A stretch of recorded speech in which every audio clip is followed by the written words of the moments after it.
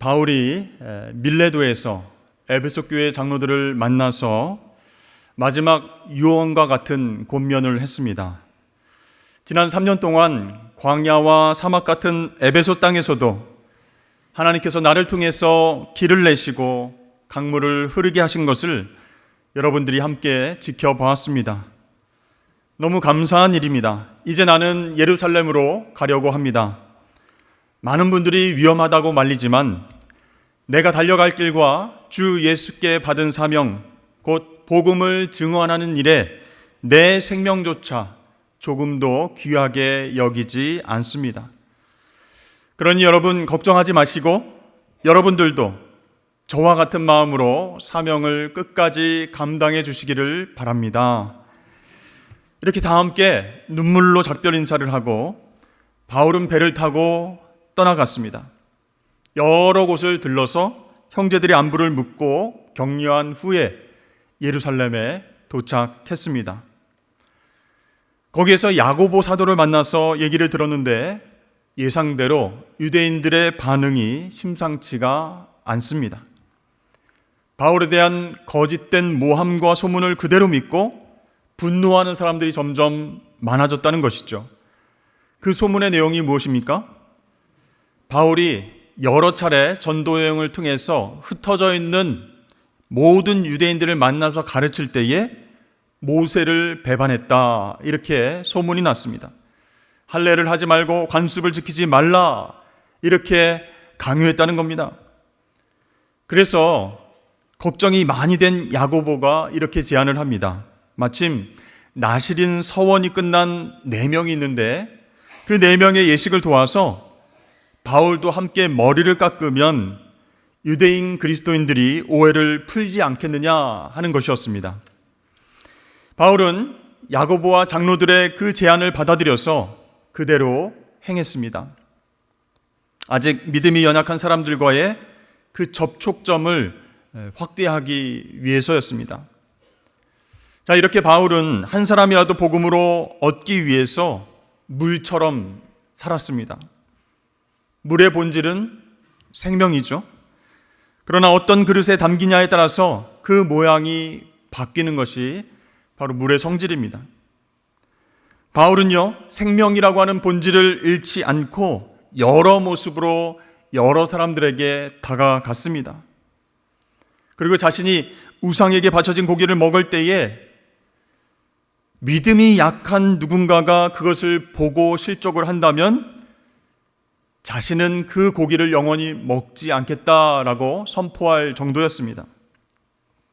모든 것이 가하나 모든 것이 유익한 것은 아니요 모든 것이 가하나 모든 것이 덕을 세우는 것은 아니니 누구든지 자기의 유익을 구하지 말고 남의 유익을 구하라. 이렇게 사도 바울은 고린도 전서에서 이야기를 하고 있습니다. 여러분, 요즘은 모든 것이 허용되는 세상입니다. 내 생각대로, 내 의도대로 말하고 행동하는 것이 자유입니다. 그런데 안타깝게도 인권이란 이름으로 모든 것이 다 허용된다라고 믿는 분위기입니다. 아니, 내가 말하고 싶어서 말하는데, 내 권리인데 왜 간섭합니까? 왜 제지합니까? 이렇게 따져 묻습니다. 그러나 여러분, 모든 것이 다 허용된다고 그것이 모두에게 유익이 되고 선한 영향력을 끼치겠습니까? 아니라는 것이죠. 내가 하고 싶고 내가 먹고 싶고 내가 마시고 싶은 대로 그렇게 자유롭게 행하다가 자신의 인생뿐 아니라 주변 사람들의 인생까지 망치게 되는 일들을 우리가 보고 있습니다. 그래서 바울은 아무도 자기의 유익을 먼저 구하지 말고 남의 유익을 구하라, 이렇게 권면을 했던 것이죠. 그러니까 내 생각, 내 유익만 생각하지 말고 남의 유익을 조금이라도 생각을 한다면 자기 절제를 할 수 있다, 그런 뜻입니다. 나도 얼마든지 자유롭게 할 수는 있지만 상대를 생각해서 참고 절제하게 된다, 그런 뜻입니다. 고린도전서 10장 말씀에 보면 이렇게 나와 있습니다. 그런즉 너희가 먹든지 마시든지 무엇을 하든지 다 하나님의 영광을 위하여 하라. 유대인에게나 헬라인에게나 하나님의 교회에나 거치는 자가 되지 말고 나와 같이 모든 일에 모든 사람을 기쁘게 하여 자신의 유익을 구하지 아니하고 많은 사람의 유익을 구하여 그들로 구원을 받게 하라. 아멘. 바울에게는요, 분명한 삶의 원칙이 있었는데 그것은 바로 무엇을 하든 하나님의 영광을 위해서 한다라는 것이었습니다. 자, 그렇게 해서 말하고 행동할 때에 자신을 만나는 사람들이 구원을 받을 수 있도록 그들의 유익을 먼저 구하면서 살아가는 것, 그것이 그의 원칙이었던 것입니다. 그렇습니다. 우리들에게도 바울과 같은 이 열린 마음과 자기 절제가 필요합니다. 그런데 어떤 사람은요, 열린 마음은 있는데 자기 절제가 없습니다. 또 어떤 사람은요, 자기 절제는 뛰어난데 열린 마음이 없는 경우도 있습니다. 이 두 가지가 균형 잡혀 있어야 다른 사람들의 마음을 열어서 복음을 수용할 수 있게끔 할 수 있다라는 것이죠. 어느 교회 한 집사님이 믿지 않는 며느리를 맞이하게 되었습니다. 그래서 결혼 전부터 며느리에 대한 교육이 시작되었습니다. 우리 집 며느리가 되려면 예수 믿어야 되고 신앙생활을 잘해야 된다. 세례 교육을 받고 나중에는 꼭 세례를 받아야 돼. 그리고 나서 직분을 얻고 교회에서도 예배와 섬김과 봉사를 잘해야 된다. 이렇게 얘기를 했습니다. 그렇게 교육을 받은 그 며느리는 그 교회의 교인이 되었습니다. 그런데 사실은 이 며느리가 결혼하기 전에 예전 직장에서 교회 다니는 상사에게 큰 상처를 받은 적이 있었습니다. 그 상사는요, 교회 안 다닌 사람들과 똑같이 술을 먹고 실수했습니다. 또 사람들을 속이고 거짓으로 그 마음에 상처를 줬습니다. 자신의 승진을 위해서 다른 사람들을 이용했습니다.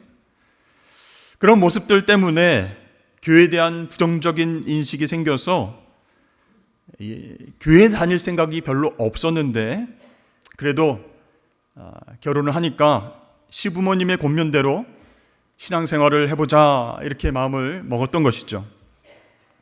근데 시간이 흐를수록 이 며느리가 교회에 안 가려고 합니다. 왜 그랬을까요? 시부모님이 만날 때마다 서로 싸우는 거예요. 작은 일에도 양보하지 않고 큰 소리로 당신이 잘못했다, 당신이 더 잘못했다 이렇게 큰 소리로 싸운다는 거예요. 또 식당에 가서 같이 식사할 일도 많은데 거기서 일하시는 분들에게 함부로 말을 하는 모습을 보고 상처를 받았습니다. 같이 있는데 얼굴이 화끈거릴 정도였다라고 얘기를 합니다. 여러분, 며느리는요, 초신자입니다. 믿음이 없는 상태입니다. 그런데 믿음의 선배라고 생각했던 시부모님의 말과 행동에 큰 충격을 받지 않을 수가 없었던 것이죠. 이런 일이 반복이 되니까 내가 교회 나가야 할 이유가 전혀 없다라는 생각이 들었다고 그 남편에게 이야기를 했답니다. 그런데 반대의 경우도 있습니다. 신앙이 없는 며느리가 들어왔는데 우리 시부모님이 그저 딸처럼 친구처럼 만날 때마다 재미있는 이야기도 해주고 부담스럽지 않게 그렇게 환영을 해줬답니다. 그러니까 만나면 기쁘고 편안하니까 이 아들 며느리가 일주일에 한 번 이상 꼭 집에 놀러 온다는 것이에요. 그러면서 자연스럽게 그 시부모님의 영향을 받아서 교회에 등록하고 신앙생활을 시작했습니다. 여러분, 우리가 하나님의 은혜로 하나님 자녀가 되었다면 이제 살아갈 때에 그 대상이 누구이든 간에 열린 마음과 자기 절제가 있어야 한다는 것이에요. 여러분, 이것은 바울이 창안한 그런 방법이 아닙니다. 예수님께서 우리에게 보여주신 모습이에요. 우리를 구원해 주시기 위해서 예수님은 낮고 낮은 이 땅에 오셔서 우리를 있는 그대로 받아주셨습니다. 그리고 당신의 이익이 아니라 우리의 이로움을 위해서 십자가에서 죽으셨습니다. 바울은 바로 이러한 예수님을 본받아서 자신의 이익이 아니라 한 사람이라도 구원하기 위해서 열린 마음과 자기 절제의 태도로 계속해서 복음을 전하게 되었던 것입니다. 그런데 오늘 본문 말씀을 보면 바울과 반대의 삶을 사는 사람들, 즉 자신의 이익만 추구하는 사람들을 우리가 만나게 됩니다. 27절에 보니까 그 이래가 거의 참에 아시아로부터 온 유대인들이 성전에서 바울을 보고 모든 무리를 충동하여 그를 붙들고, 이렇게 나와 있습니다. 자, 나실인 서원이 끝난 사람은 성전에서 7일 동안 머물면서 정결 예식을 하게 됩니다. 그리고 8일째는 이제 머리를 깎습니다. 바울도 그들의 예식을 돕기 위해서 성전에 함께 있었죠. 그때 아시아로부터 온 유대인들이 성전에서 바울을 보게 되었습니다. 그들은 바울이 에베소에서 3년 동안 머물면서 유대인들에게 어떻게 복음을 전했는지, 말씀을 어떻게 가르쳤는지를 잘 알고 있습니다. 그런데 그들은 오해를 했죠. 모세를 배반해라, 할례를 행하지 말라, 관습을 지키지 말라, 이렇게 가르쳤다고 비방하면서 거기 있는 무리들을 충동하기 시작했습니다. 바울에 대해서 적개심을 품고 거짓으로 그렇게 이야기를 퍼뜨린 것이죠. 이 사람은 헬라인을 데리고 성전에 들어가서 거룩한 성전을 더럽혔다.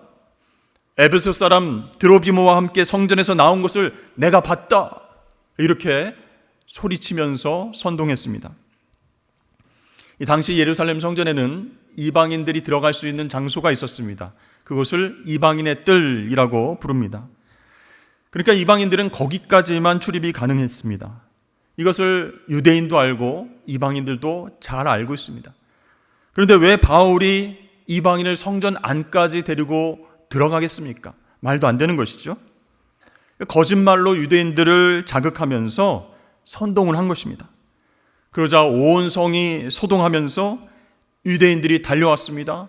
바울을 붙들고 때리기 시작했습니다. 자, 이렇게 성전에 있는 유대인들을 충동해서 바울을 결박하고 때린 사람들은 에베소에서 온 유대인들이었습니다.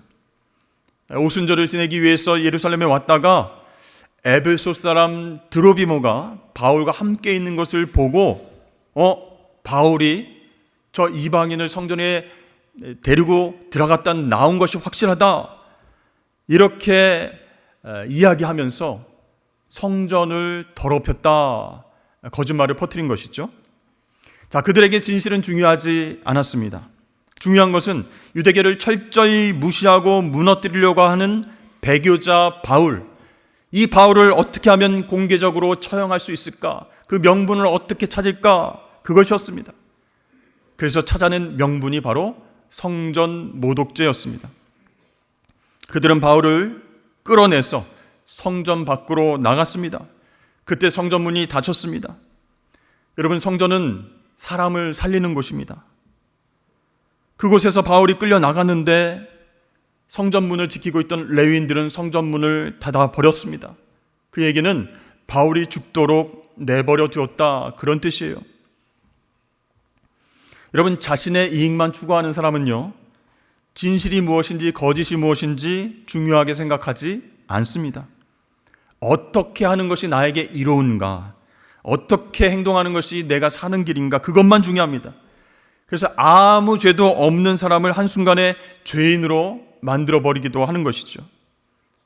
거짓을 퍼뜨려서 사람들을 충동합니다. 한 사람의 인생을 죽음으로 내모는 일을 아무렇지도 않게 한다는 것이죠. 타블로라는 한국 가수가 있습니다. 지금도 에픽하이라고 하는 그룹의 멤버로 활동하고 있는 가수인데요. 그런데 예전에 한 네티즌이 그 타블로가 스탠포드 대학교 졸업이라고 하는 그 학력에 의심을 품었습니다. 그래서 카페를 개설해서 타블로가 스탠포드 대학을 졸업했다는 말은 거짓말이다, 졸업장을 보여줬는데 그 사진도 조작된 것이다, 이렇게 계속 의혹을 제기한 것이에요.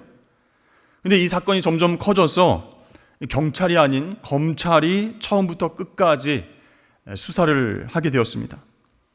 결과는 어떻게 되었을까요? 마침내 우리나라 사법부뿐만 아니라 미국 법원도 이 타블로의 학력을 증명해 주는 것으로 그렇게 마무리가 되었습니다. 한 방송사에서는요, 스탠포드 대학교를 방문해서 교수와 학생들을 찾아다니면서 인터뷰를 했습니다. 이 사람 본 적 있습니까? 이 사람 공부 같이 했습니까? 오래전 사건이었지만 이 사건은요, 한 연예인에 대한 삐뚤어진 인식과 거짓으로 인한 명예훼손이 얼마나 심각하고 악한 것인가 라는 것을 우리에게 보여준 사건이라고 할 수 있습니다. 그 이후로 우리 사회는 좀 나아졌을까요? 아니라는 겁니다. 요즘은 유튜브 채널을 개설하고 연예인, 유명인들의 사생활을 폭로하면서 돈 버는 사람들이 많아졌습니다. 일명 사이버 레카입니다. 여러분, 자동차 사고가 나면 어디선가 그 소식을 듣고 레카차들이 막 몰려옵니다. 한 대만 오는 것이 아니고 경쟁적으로 여러 대가 와서 먼저 이 사고 처리를 하려고 달려든다는 것이죠. 마찬가지로 연예계의 사건, 사고를 자신들이 가장 신속하고 정확하게 알려주겠다라고 달려드는 사람들, 그 사람들을 사이버 레카라고 부릅니다. 근데 이 유튜버들의 특징은 무엇이냐면 확인되지 않은 사실을 진짜인 것처럼 말을 한다는 거예요. 그리고 사람들을 선동합니다. 한 사람을 죄인으로 몰고 가고 정죄합니다. 이 사람이 마약을 투약했다더라. 누구와 사귀었는데 이런 일들이 있었다더라.